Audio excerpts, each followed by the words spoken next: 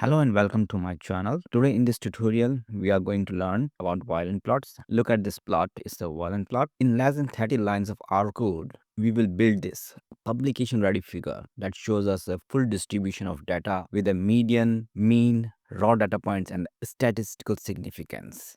All in one. This is violin plot, and by the end of this video, you are going to know exactly how to build this and step by step with the real statistical testing. We are using the classic iris dataset, which is available in the base R, one of the most used data in R, and we are going to analyze whether sepal width differs significantly across these three species, Setosa, versicolor, and virginica. And we will cover normality test, variance analysis. For the variance, we will check the test Levene test, check the one-way ANOVA and pairwise comparison, and using all statistical parameters we prepare this beautiful publication ready plot. Okay, let's jump directly in the R. Before we write a single line of code, let's quickly explain what we are trying to do today.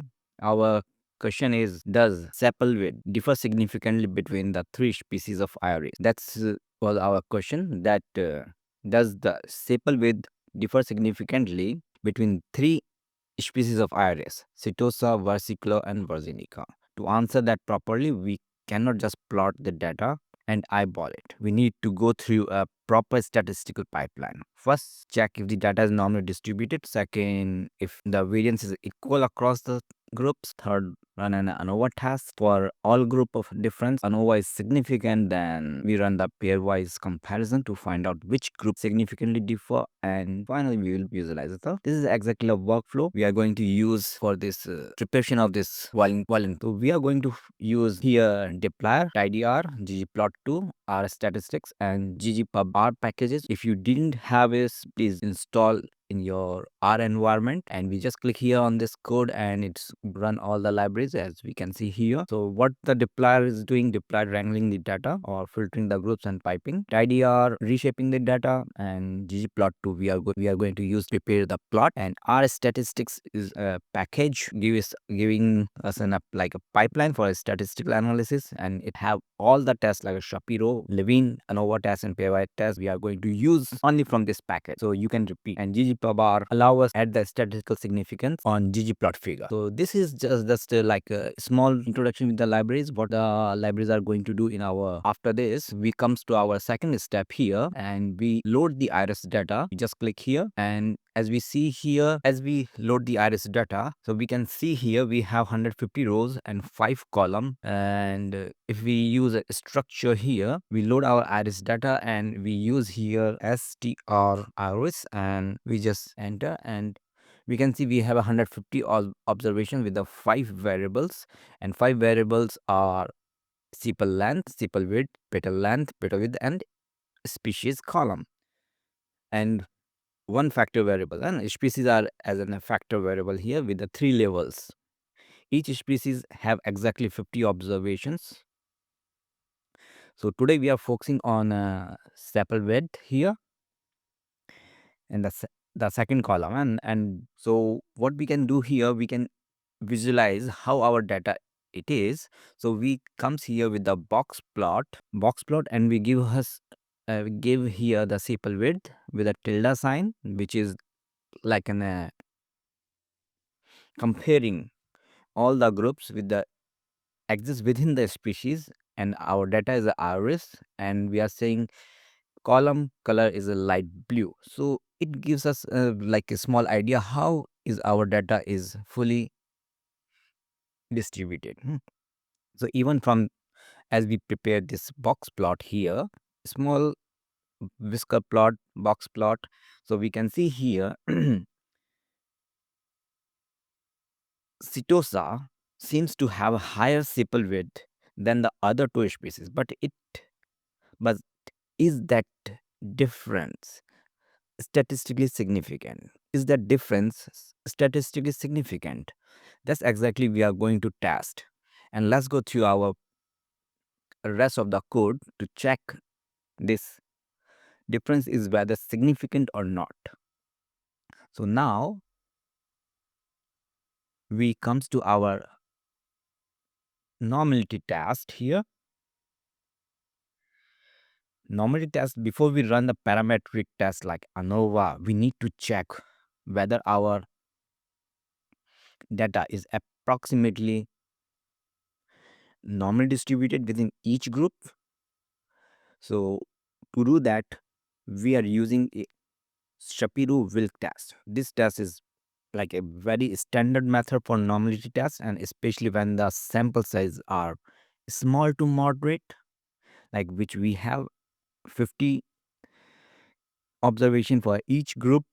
So we can try this one. So here what I'm doing, we took an iris data and I'm piping this data, and then I use a group by function over the species, because there we have a 3 species, and directly pipe this to a Shapiro test and mentioning Shapiro test on a sepal width, and we just run this code here and to check how the distribution is there. So look at this output here down. As we run this Shapiro test, and we have output here on the right side, and the p-value is greater than 0.05. So when the p-value is greater than 0.05, we say it is failed to reject the normality, like data is approximately normal. So we are good to proceed with ANOVA test, because is all are passing the p-value normality test. So this is only the way to check our data is normally distributed. So here we are exactly can say our data is normally distributed. It reject. So to do that, to check, we can also see how the points are, how the data points are distributed using the qqplot, and qqplot also comes from the ggpubr package. And here what we do, just we say the ggqplot, data is our average. On the x-axis we are using a sepal width, and we are saying please use the facet bar over the species. So we have like a 3 facet graphs to see how the data is distributed, and we can check here. And here we can see I will just increase the size of the. Here we can see the diagonal is passing through the lower point to highest point in the middle of the all the data points. So diagonal reference line is very close to all of the 3 rows. That exactly what we want. So this visual check and combined with the Shapiro test give us a strong confidence that data is normally distributed. It's just an observation and view. After checking the normality test and qqplot and satisfying the normal distribution, we comes to the next step where we check the homogeneity of the variance of our data. Is there some variance? So for that we check the Levene's test. So we check the Levene test here, and we assume that sepal width is approximately equal across all the 3 species, like a sepal width. So if we assume the sepal width is same across all the 3 species, but still we don't know. So for that we are using a Levene test, and it's a very robust test. It doesn't assume that the data is perfectly normal, which is good here. So we again use our iris data, and we say the Levene test. What we are doing here, we are the please check our sepal width on all the 3 species, and we just run this code, and it's giving us here one line of output. It's saying the p-value is 0.05. What it mean here, when the p-value is greater than 0.05, we say the variance is homogeneous, means the standard ANOVA appropriate. So these 2 things, normality test and the variance test, are passing the normality test and saying us that our data normality,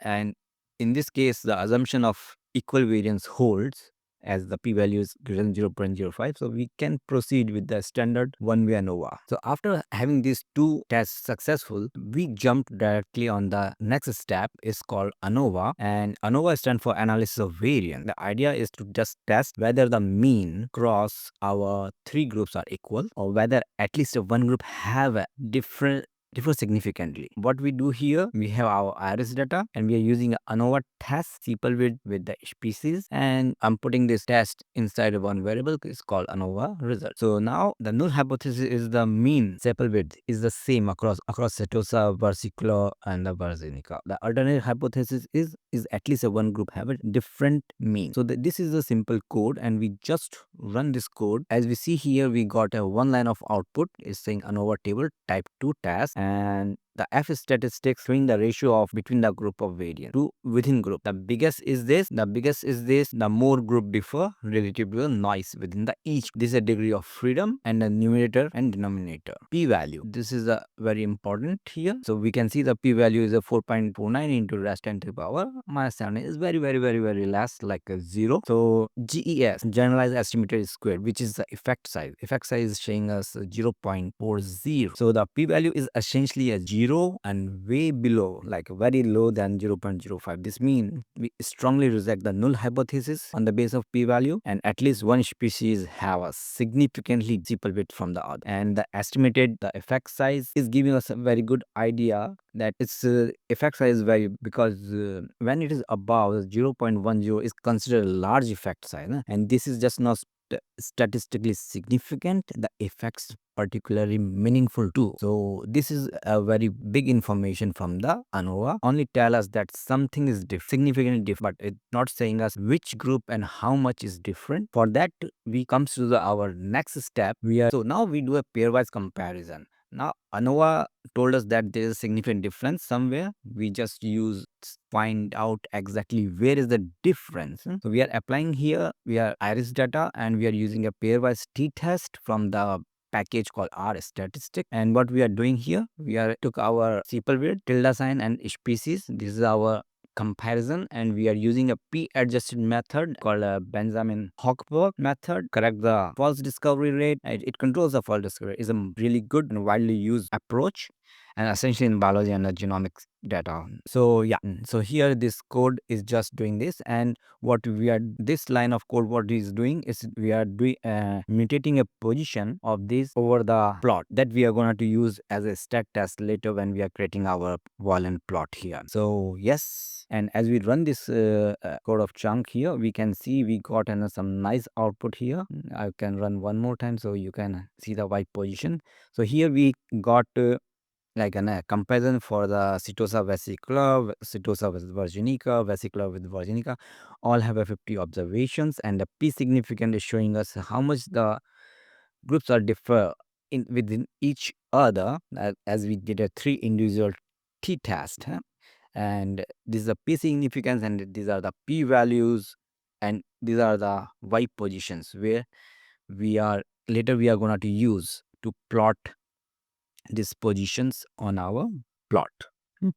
So now after doing the statistical test, I hope you understand how we did this statistical test, and now we comes to our Violin plot preparation here.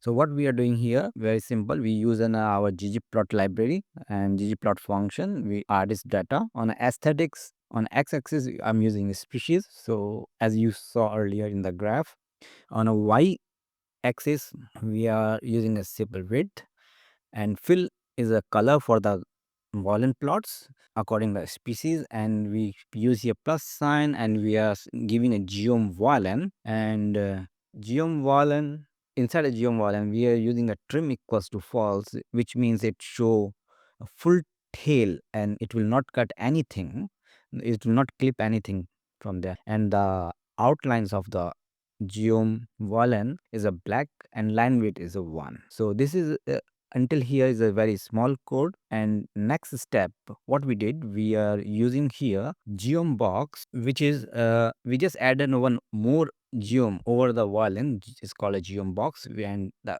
width of the geom box is 0.2. Outlier shape is an A, means it will not So it will just keep it will not remove any outlier from there. So it will keep everything. And over that, because we are using a geom jitter here. Geom jitter is also a 0.2 and alpha is a 0.6 and size is 1. So geom jitter actually gonna to show us all the raw points, and they do not all stack on the top of each other. And the alpha is just reducing a little bit, making a little bit transparent, so can easily visible. So here was this, and now we are using over that stat summary function, and in a function we say please provide me the mean value, and geom what kind of it's the mean value, please provide me in like a point, and the shape size of the point is a 21, sorry, shape is a 21 like a circle, size is 2, color is red, fill is white, and scale we are using here the palette from the R color brewer package. It is, and the palette is an accent. There are so many palettes are available. You can just check by using scale underscore fill brewer, and when you do this, you can come down directly under the palette section. Here it's a palette section. In the palette section you can see different color of palettes, and as you like and suitable to your eye color you can use it. I'm using here accent. So yeah, and now what we do next, over this we just our statistical test from the ggpubr, and we are using here stat p manual and adding our stack test which we calculated in the step 7 here earlier, and we are labeling our p adjust significant. The you can see here was a p adjust significant our these stars, what we say here, and the tip of the length is 0.02, and we are using the scale y continuous, and we are giving a limit from 0 to 5.8. So in this scale all the y position will accumulated in this height. And we are using here theme is a classic, is a very classical theme, and theme in the inside a theme we just say the legend dot position is none. So this is our whole code. You can stop at any point the video and you can copy, and later you can find this whole code on the description of this video also.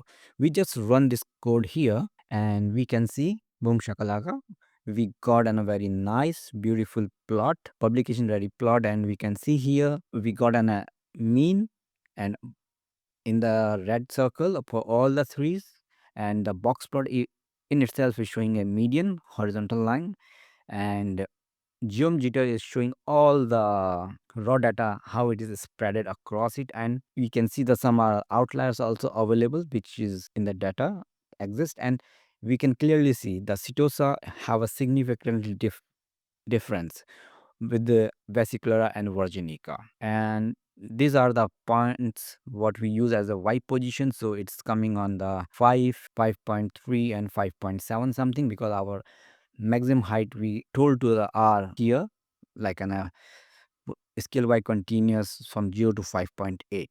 So they are all within this range, and this is our publication ready violin plot for the sepal weight significantly difference to check. So was all for this video. I hope you know like it this video, and you know how to prepare the violin plot using the R.